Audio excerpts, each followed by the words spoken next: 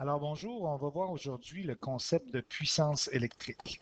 La puissance d'un appareil électrique, parce qu'il faut savoir que c'est associé à un appareil électrique, la puissance, ça se calcule en watts, W-A-T-T-S, et les unités, c'est W majuscule.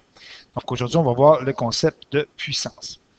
Bon, pour commencer, il faut associer le concept de puissance à une quantité d'énergie nécessaire pour fonctionner. C'est-à-dire, vous avez peut-être déjà changé une ampoule, puis la chose qu'on regarde quand on change l'ampoule, on regarde sa puissance, à savoir, est-ce que je change une ampoule, par exemple, de 100 watts ou est-ce que je change une ampoule de 60 watts? Euh, Parce que vous n'êtes pas sans savoir probablement qu'une ampoule de 100 watts, ça éclaire beaucoup plus qu'une ampoule de 60 watts. Donc, il faut associer la puissance à un appareil électrique, mais aussi, comme je l'ai mentionné, à une quantité d'énergie consommée. Donc, l'énergie consommée par une ampoule de 100 watts est beaucoup plus élevée que l'énergie consommée par une ampoule de 60 watts. Bon, quelle sorte d'énergie? On appelle ça de l'énergie électrique. L'énergie électrique. Puis comme toute forme d'énergie dans l'univers, l'énergie, on va la calculer en joules. D'accord? En une quantité de joules. Bon. Pour vous donner un exemple, la puissance, par exemple, d'un micro-ondes, c'est autour de 1000 watts environ. Il y en a qui sont plus puissants, d'autres moins. La puissance d'un grille-pain, autour de 1200 watts. Par exemple, un malaxeur, vous avez environ une puissance autour de 500 watts. Donc, ça va varier à peu près.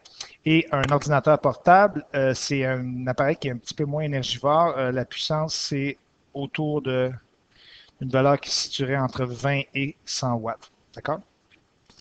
Ce qui est important aussi de voir par rapport à ça, je donnais le concept d'énergie, c'est qu'un micro-ondes, pour lui donner de l'énergie électrique, ben, c'est pas compliqué. On va le brancher dans le mur. Okay? Donc, si on le branche dans le mur, le micro-ondes, on va lui donner, le mur, ce qu'il va lui donner, ben, en fait, le mur, la prise électrique, ce qu'elle va lui donner, elle va lui donner des joules. Des joules, qu'on identifie par J majuscule, d'énergie électrique. D'énergie électrique. Là, il y en a qui doivent se dire, ben, la prise électrique, moi, je pensais que c'était des volts. Je pensais que c'était une tension qui se calculait en volts.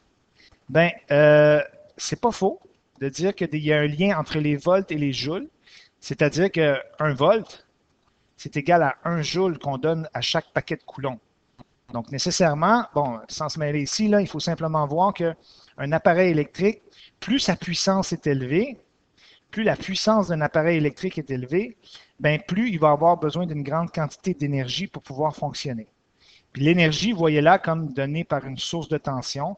Par exemple, l'énergie serait donnée par une prise électrique. Vous voyez? Donc, il faut faire le lien entre les deux.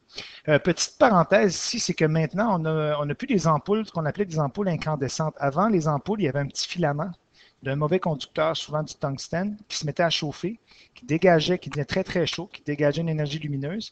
Et c'est ce qu'on appelle des ampoules incandescentes. Maintenant, on est capable d'avoir une technologie qui est différente, une technologie avec des diodes électroluminescentes, ce qu'on appelle des DEL en français. Et cette technologie-là est beaucoup moins énergivore. Elle utilise moins de joules d'énergie électrique. On peut avoir la luminosité d'une ampoule de 60 watts, qui est anciennement incandescente, avec seulement une ampoule de 10 watts, qui utilise seulement 10 watts de puissance électrique. Autre petit détail, c'est que la puissance électrique des appareils électriques que vous utilisez, la puissance, elle s'additionne. C'est-à-dire que si dans votre maison, vous avez énormément d'appareils électriques, la puissance, évidemment, va être beaucoup plus élevée pour votre foyer, pour votre maison, mais votre demande également en énergie électrique, en joules, elle va être grande aussi. D'accord? Puis qui est-ce qui vous vend des joules? Où est-ce que vous achetez ça, des joules? Bien, les joules, ils sont vendus par Hydro-Québec. C'est Hydro-Québec qui vous vend ça. Ils ne vous le vendent pas en paquet de joules, ils vous le vendent plutôt en ce qu'on appelle une unité de kilowattheure. On va voir ça plus tard. Mais Hydro-Québec, eux, ils vous vendent, on va le voir comme ça, de l'énergie électrique, des joules d'énergie électrique. Puis, il y a une quantité, il y a une valeur, si vous voulez, en dollars associée à une certaine quantité de joules que vous consommez. Donc, la puissance électrique en watts, elle s'additionne dépendamment des appareils que vous avez à la maison. Maintenant, c'est quoi le lien entre la puissance et les autres valeurs qu'on a vues en électricité? Bien, la puissance, qu'on va appeler P, okay? Puissance qu'on calcule en watts. W-A-T-T-S, unité, le W majuscule. Bien, cette puissance-là, c'est égal à la multiplication de la tension électrique. Donc, la tension ou la différence de potentiel. Puis, évidemment, on l'a vu, la différence de potentiel, la tension, ça se calcule en volts. Unité V majuscule. Multiplié par l'intensité de courant. Alors, l'intensité de courant qui va passer dans un appareil va avoir un lien avec la puissance de cet appareil-là en watts. Donc, l'intensité de courant, c'est calculé évidemment en ampères. Puis les unités, A majuscule. Voilà. Donc, c'est sûr qu'on peut prendre la même formule puis on peut isoler chacune des variables, comme par exemple, je pourrais trouver la tension d'un appareil électrique si je connais sa puissance, puis l'intensité de courant en divisant l'un par l'autre, ou inversement, je pourrais trouver l'intensité de courant en divisant la puissance par la tension.